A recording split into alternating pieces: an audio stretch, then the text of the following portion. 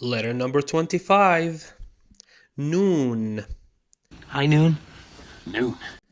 No, not the time of the day. Noon. The N of the Arabic alphabet. Pronounced exactly like the letter N. Na. Plain and simple. Looks like a bowl. A bit narrower than the previous bowls. Remember the ba, the ta, and tha? And it has one dot above.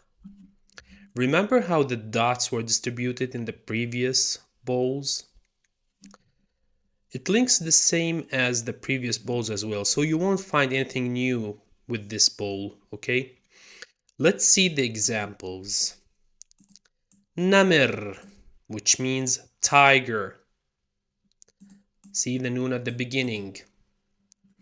Another example, a word that we mentioned in a previous video, jubna, which means cheese. Remember jubnat abul walad?